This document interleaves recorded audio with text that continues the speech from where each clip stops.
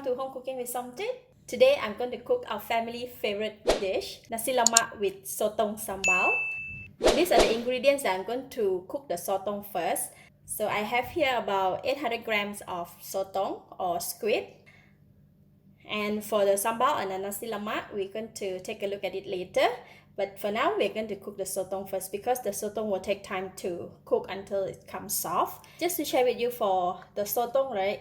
When we bought it like this, it's quite thick and slimy. So how to wash and clean the sotong is to remove this slimy skin here.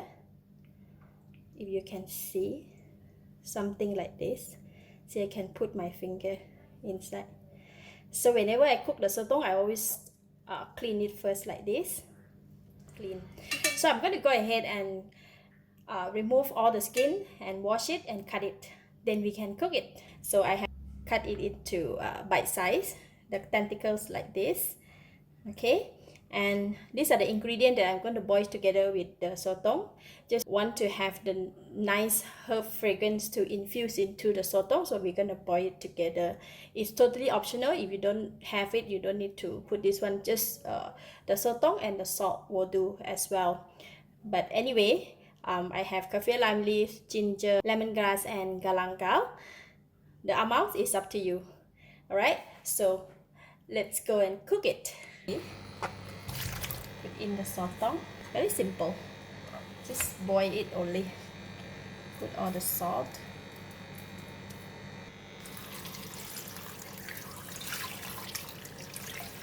I'm going to put a little bit extra water because we're going to boil around 45 minutes to 1 hour, or until the sotong is tender. The tenderness of the sotong is up to you. Sometimes some people like to eat it like very chewy, but some people like it soft. But for my family, I like to cook it really soft, and we can enjoy it with the nasi lemak. Alright, I'm going to cover the lid and let it cook here. See? It is boiling now. Just going to open the cover a little bit, let the steam come out from here so it will not overflow. Alright, now we're going to cook rice. Today I'll be cooking 4 cups of Thai jasmine rice. For coconut milk, it's best to use the freshly squeezed coconut milk. And the amount of coconut milk used, it depends on how much rice you cook.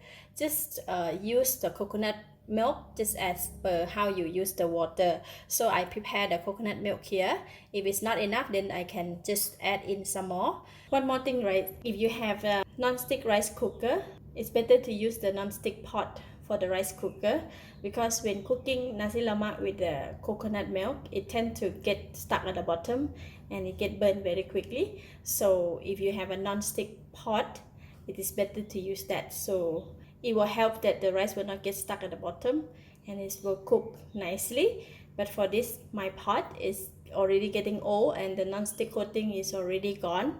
What I would do is I will keep stirring while it's cooking to prevent the burning at the bottom. So basically, we just need to wash the rice and put in the pandan leaf. And I have some salt here. This is a half teaspoon of salt. So I'm going to go ahead and wash the rice first, then we can cook the rice. Alright, the rice is washed. Now I'm going to use about 4 to 5 pandan leaf. We're going to tie it into a knot like that. You can put as many as you want because pandan leaf will give a very nice fragrance. Okay. Then we'll put in the salt.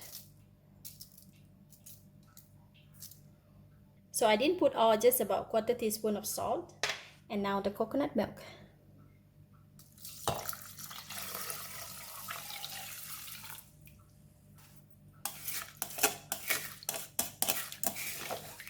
Looks like not enough. Alright, we're gonna add in some more coconut milk.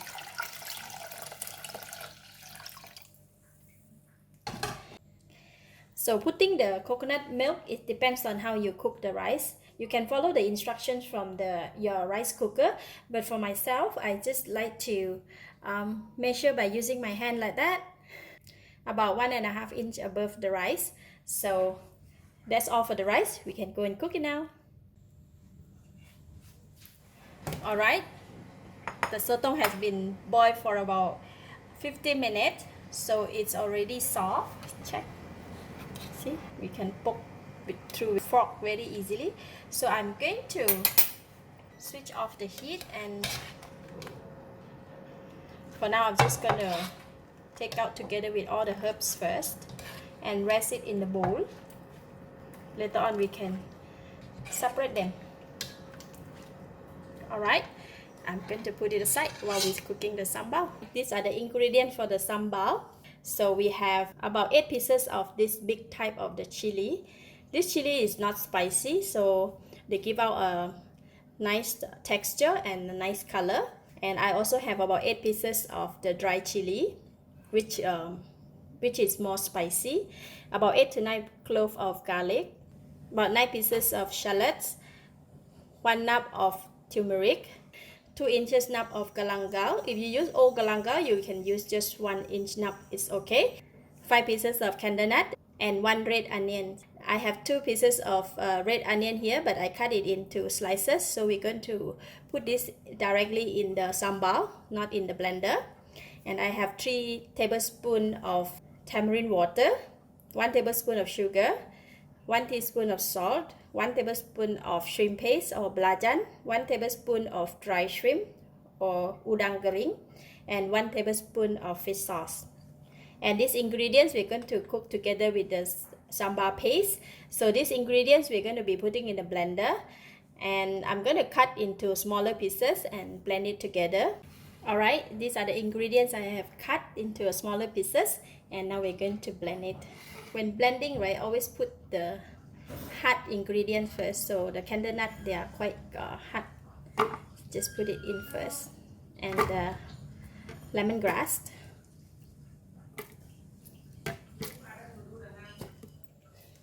See, this is the finished product. Now we can go and cook it. Alright, heat up the pan.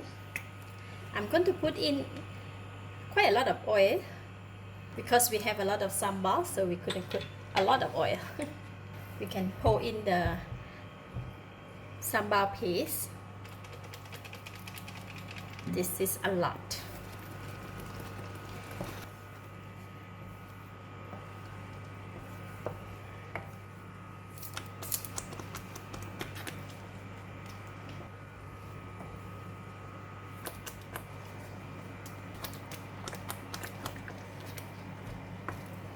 So we're going to continue to cook the sambal for about 10 to 15 minutes. Sambal is cooking halfway, and I'm going to put in the onions, the red onions,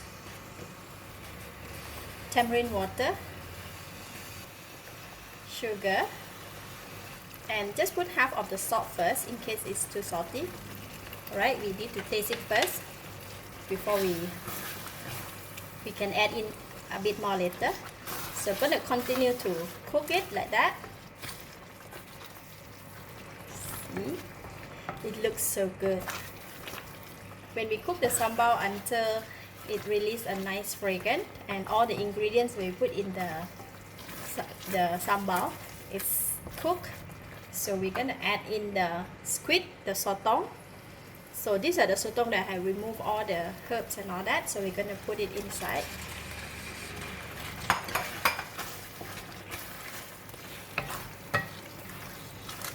I'm going to add in about 1 cup of water.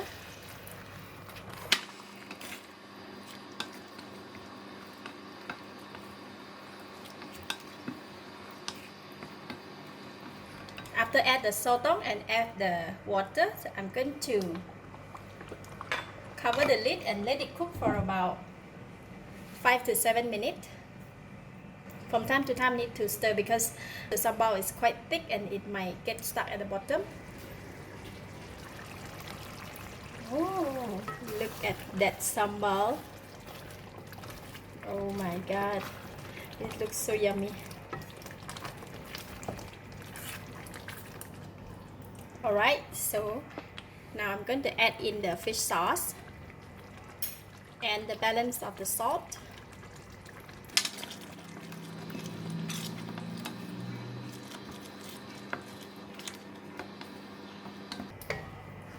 Looks so good. Now we can taste it.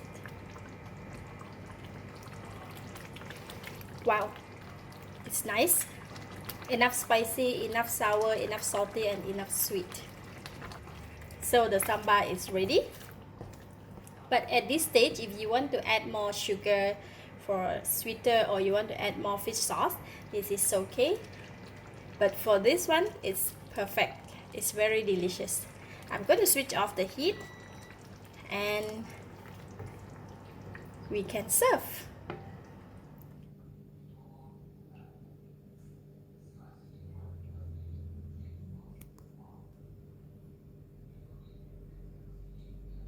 So this nasi lemak served with sambal sotong and some crispy fried ikan bilis, hard-boiled egg, cucumber, and any vegetable of your choice. Today I have deep fried bitter gourd.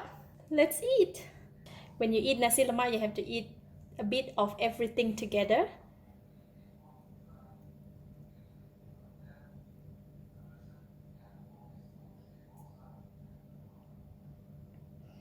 Just like that. This is really a spoonful of happiness.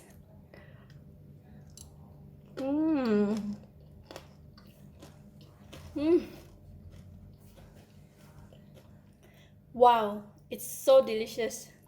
The rice is very creamy, very delicious, and very rich fragrance of the coconut milk. The sotong sambar is not too spicy and it's very delicious. It's enough taste, enough flavor. Eat together with the crispy ikan bilis and the egg and the vegetable. Really a spoonful of happiness. Lovely. I give it a thumbs up. Thank you for watching. If you like this video, please share with your friends and remember to subscribe for more of my variety cooking like this. Thank you and bye bye.